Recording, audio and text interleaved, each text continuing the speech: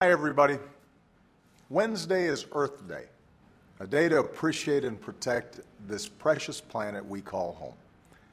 And today, there's no greater threat to our planet than climate change. 2014 was the planet's warmest year on record. 14 of the 15 hottest years on record have all fallen in the first 15 years of this century.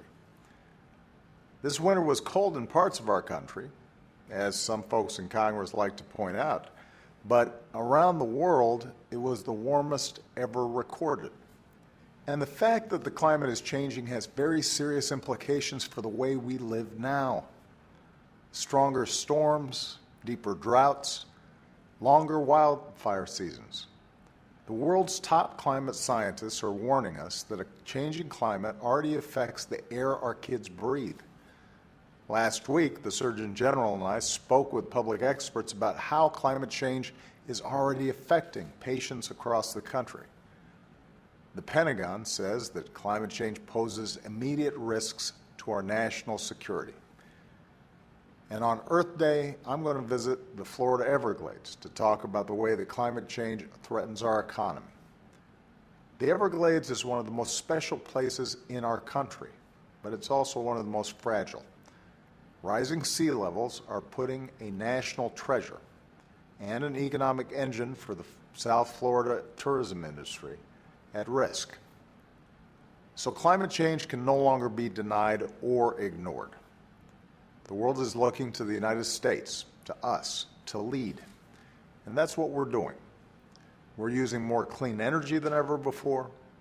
America is number one in wind power. And every 3 weeks, we bring online as much solar power as we did in all of 2008. We're taking steps to waste less energy with more fuel-efficient cars that save us money at the pump and more energy-efficient buildings that save us money on our electricity bills.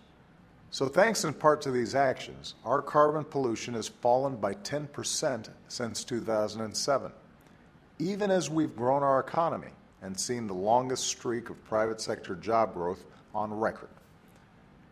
We've committed to doubling the pace at which we cut carbon pollution, and China's committed for the first time to limiting their emissions.